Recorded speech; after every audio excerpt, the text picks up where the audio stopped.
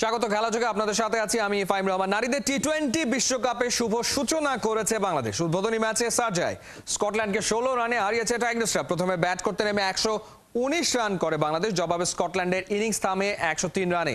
4 ওভারে মাত্র 15 রান খরচায় 2 উইকেট শিকার করে ম্যাচ সেরা হয়েছেন ঋতুমণি। রহমান পেয়ারের রিপোর্ট। নারী টি-20 বিশ্বকাপের উদ্বোধনী ম্যাচ, বাংলাদেশের প্রতিপক্ষ স্কটল্যান্ড। শারজায় টস জিতে ব্যাটিংয়ে টাইগ্রেসরা, শুভ সূচনা করার প্রত্যাশা। 26 রানে ভাঙে উদ্বোধনী জুটি। 12 রানের ইনিংসে মুর্শিদা খাতুন হাঁকিয়েছেন একটাই বাউন্ডারি। পাওয়ার প্লেতে বাংলাদেশ আর কোনো উইকেট হারায়নি। বেশ দেখে শুনেই খেলেন সুবহানা মুস্তারি ও সাথী রানী। 32 বলে 29 রান করেন সাথী রানী। ভাঙে 42 রানের দ্বিতীয় উইকেট জুটি। সুবহানা মুস্তারির সাথে ভুল বোঝাবুঝি। রান আউটে তাজ নেহারের ইনিংসের ইতি। অনেকটা সময় উইকেটে টিকে ছিলেন সুবহানা মুস্তারি, তবে প্রয়োজনীয় সময়ে বড় শট খেলতে পারেননি। 18তম ওভারে জোড়া আঘাত হানেন সাসকিয়া হরলি। স্বর্ণা আক্তারের পর ডাগআউটে ফেরেন ঋতুমণি।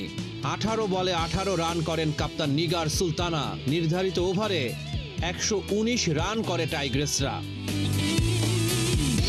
জবাব দিতে নেমে স্কটল্যান্ডের শুরুটা ভালো হয়নি।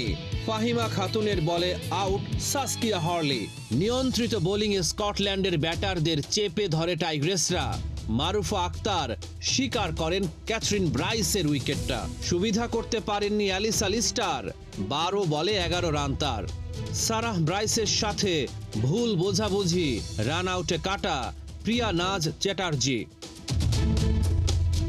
ডটের পর ডট খেলে চাপ বাড়ান ডার্সি কার্টার। 8 বলে 2 রান করে ঋতুমণির শিকার। ক্যাথরিন ফ্রেজারকে ফিরিয়ে নারীদের আন্তর্জাতিক টি-20তে 100 উইকেটের মাইল ফলকে নাহিদা আক্তার। শেষ পর্যন্ত দুরন্ত জয় তুলে নেয় টাইগ্রেসরা। 103 রানের বেশি করতে পারেনি স্কটিশরা। 16 রানের জয়ে টি-20 বিশ্বকাপে শুভ সূচনা করল টাইগ্রেসরা। 10 বছর পর টি-20 বিশ্বকাপে জয়ের দেখা পেল বাংলার মেয়েরা। শনিবার ইংল্যান্ডের বিপক্ষে মাঠে নামবে ওরা। রহমান পেয়ার, 71। গোয়ালিয়রে তপ্ত গরমে টাইগারদের টি-20 অনুশীলন শুরু হয়েছে। রোববার সিরিজের প্রথম ম্যাচের আগে পুরো দল অনুশীলন সেরেছে।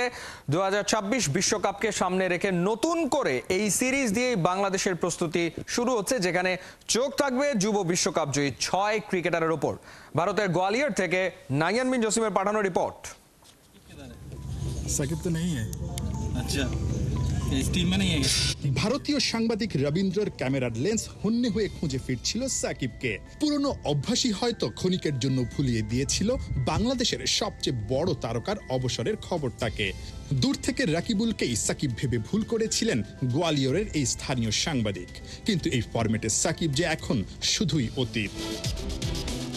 একে একে পুরনোরা সব বিদায় নিচ্ছে। পুরনো সেই বাগানে নতুন নতুন ফুল ফুটছে। টি-20 স্কোয়াডটা যেন এখন সেই যুব বিশ্বকাপ জয়ী দল। ওপেনিংয়ে তানজিদ তামিম আর পারভেজ ইমন, মিডল অর্ডারে তাওহিদ হৃদয়, পেস ডিপার্টমেন্টে শরীফুল আর তানজিম সাকিব, আর স্পিনে রাকিবুল।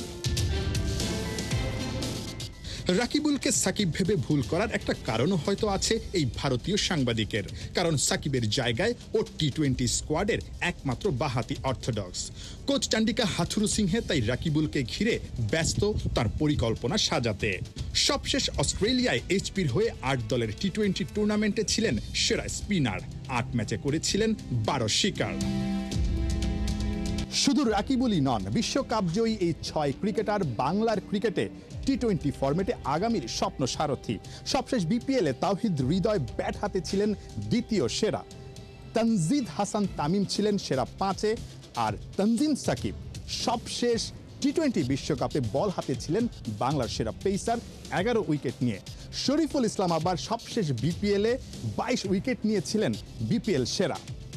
আর পারভেজ হোসেন ইমন সবশেষ ডিপিএল অর্থাৎ ঢাকা প্রিমিয়ার লিগে ব্যাট হাতে ছিলেন দ্বিতীয় সেরা ব্যাটার। সবকিছু মিলে এই 6 ক্রিকেটারের উপর টিম ম্যানেজমেন্টের আলাদা একটা চোখ থাকবে, কারণ 2026-এ এই ভারতে যে টি-20 বিশ্বকাপের আসরটা বসতে যাচ্ছে সেখানে এই 6 জনের উপর অনেকখানি ভরসা থাকবে। ভারত টি-20-র বর্তমান বিশ্ব চ্যাম্পিয়ন দল। বাংলাদেশ শক্তি কিংবা র্যাঙ্কিংয়ে পিছিয়ে থাকলেও এই দলে আছেন বিশ্বকাপ জেতা 6 জন। এই ভারতকে হারিয়েই যাদের হাত ধরে বিশ্বকাপে লাল সবুজের ঝান্ডা উড়েছে। প্র্যাকটিসে সেই স্মৃতিগুলোই হয়তো তামিম, হৃদয় কিংবা সাকিব শরীফুলদের নস্টালজিক করেছিল। ওরা অদম্য, দুর্দান্ত ওদের সাহস।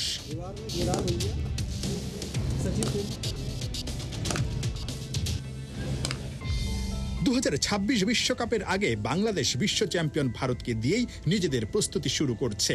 এই সিরিজ দিয়েই না হয় নতুন শুরু হোক বিশ্বজয়ী 6 স্বপ্ন সারথীর আর বাংলার টি-20 দলের। নাহিয়ান বিন জসিম, 71, গোয়ালিয়র, ভারত। আইপিএল আসার পর সাদা বলে ভারতের মাঠে আলো কারতে মুখিয়ে থাকে দুনিয়ার সব প্রান্তের ক্রিকেটারই, কারণ ব্যাট বলে কারসাজি দেখালেই মিলবে ইন্ডিয়ান প্রিমিয়ার লিগের দল। আইপিএলে যোগ দিলে খেলার মানসহ অন অ্যান্ড অফ দ্য ফিল্ডের নানা দিকের উন্নতিও ঘটে। হৃদয়, রিশাদ, লিটন, শরীফুলরা কি এবার ওই কিকটা দিতে পারবেন? গোয়ালিয়র থেকে বিস্তারিত জানাচ্ছেন সৈফুল রূপক।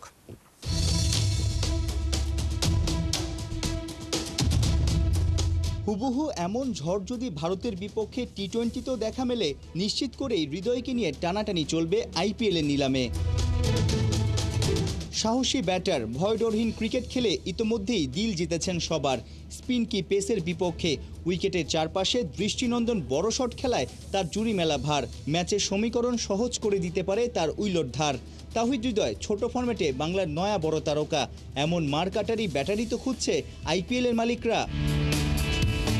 ভারতের বিপক্ষে 3 ম্যাচের টি-20 সিরিজ ইন্টেন্ট দেখিয়ে ইম্প্যাক্টফুল ইনিংস শুধু নিজ দলকেই আপার হ্যান্ডে রাখবে না, আইপিএলের ফ্র্যাঞ্চাইজি কর্তাদের কাছে একটা বার্তাও পৌঁছে যাবে। দারুণ ফিট, বড় শট তো আরামসে খেলতেই পারেন, ভালো বলে স্ট্রাইক রোটেট করাতেও বেশ ঝানু। অর্থাৎ কালে ভদ্রেই ডট খেলেন এই মারমুখী ব্যাটার। একই লাইন লেন্থের বলে ভিন্ন ভিন্ন শট খেলতে পারলেই বড় ব্যাটার হওয়া যায়। গোয়ালিয়রের মাঠে ওই টোটকাই বাতলে দিলেন গুরু চান্ডিকা হাথুর সিংহে। মিডল অর্ডারে বাংলাদেশের ব্যাটিংয়ের মূল স্তম্ভ বনে গেছেন তাওহিদ হৃদয়। হৃদয় শুধু ব্যাটিংয়ে, রিশাদ হোসেন পাকা ব্যাটে বলে। লেগ স্পিনের নানা ভ্যারিয়েশন। গেল বিশ্বকাপে বাংলাদেশের পক্ষে সবচেয়ে বেশি 14 উইকেট ছিল ঝুলিতে।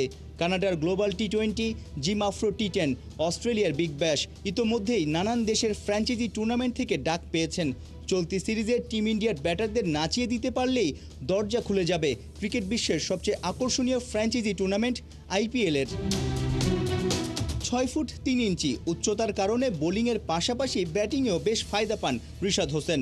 ওডিআইতে লঙ্কানদের বিপক্ষে 18 বলে 48 রানের ম্যাচ উইনিং ইনিংসও আছে। এবার ছোট ফরম্যাটে অমন ধুন্ধুমার ব্যাটিং দেখানোর পালা। রিশাদের স্কিলের পাশাপাশি সাহসটাও বাড়িয়ে দেয় তৎপর হেড কোচ চান্ডিকা হাথুর সিংহে। আমার পেছনে গোয়ালিয়র স্টেডিয়ামে দুটো গ্যালারি দেখছেন, যে উচ্চতার পার্থক্য দুই গ্যালারির। বাংলাদেশ ভারত আন্তর্জাতিক টি-20তে দুই দলের পার্থক্য কিন্তু তেমনই। টিম ইন্ডিয়া বর্তমান চ্যাম্পিয়ন, বিশ্ব চ্যাম্পিয়ন, তবে বাংলাদেশও দাঁতে দাঁত চেপে লড়াই করতে চাইবে। বেশ কজন ক্রিকেটার ব্যক্তিগত পারফরমেন্সেও আলো কাটতে চাইবে, কারণ সামনে আইপিএলে নিলাম।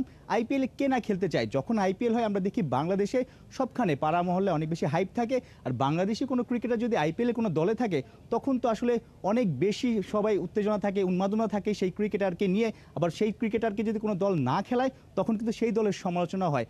অর্থাৎ এই সিরিজটাতে বাংলাদেশ দল হিসেবে তো দারুণ কিছু করতে চাইবে। ব্যক্তিগত বেশ কজন ক্রিকেটার আসলে নিজেরও চাইবে যে আইপিএলের মতো বড় মঞ্চের জন্য নিজেদের সামর্থ্যের প্রমাণ দিতে।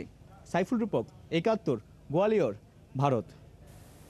আগামী 26শে অক্টোবর বাংলাদেশ ফুটবল ফেডারেশনের নির্বাচন। কার্যনির্বাহী কমিটির সভায় মেজবাহ উদ্দিনকে প্রধান করে 3 সদস্যের কমিশন গঠন করা হয়েছে। সেই সাথে চলতি মাসেই নারী সাফ এবং ছেলেদের জাতীয় দলের ফিফা উইন্ডোতে খেলা নিয়ে সিদ্ধান্ত নিয়েছে বাফুফে কর্তারা। অর্ণব বাপির রিপোর্ট। সময় ফুরিয়ে এসেছে বাফুফে সভাপতি কাজী সালাউদ্দিনের। তার নেতৃত্বে আর হয়তো একটা কার্যনির্বাহী কমিটির সভা হবে বাফুফেতে। ফেডারেশনে তার অনিয়মে ভরা দিনের শেষ হচ্ছে অবশেষে। অনেক আগেই পদত্যাগ করেছেন হত্যা মামলায় আটক হওয়া বাফুফের সিনিয়র ভাইস প্রেসিডেন্ট সালাম মুর্শিদি।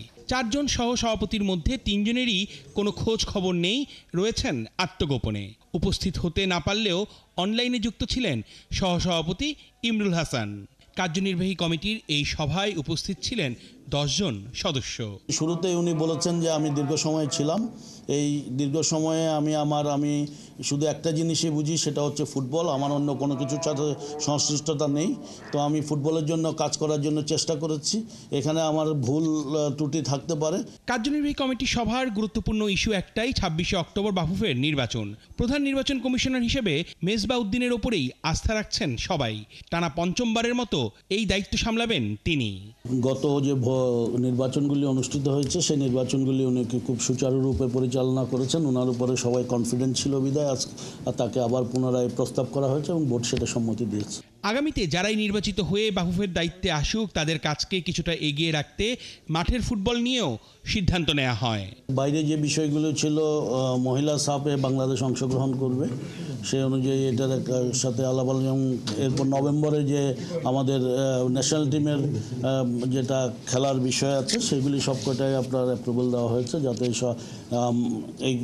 এই কমিটির কার্যক্রম শেষ হলো, যাতে নতুন কমিটি এসে বাকি কার্যক্রমটুকু চালিয়ে নিতে পারেন, সেইভাবে বাকি সিদ্ধান্তগুলো নেওয়া হয়। নির্বাচন কমিশন ছাড়াও গঠন করা হয়েছে আপিল কমিশন। নির্বাচন সংক্রান্ত সমস্যা সমাধান হবে তাদের দায়িত্ব।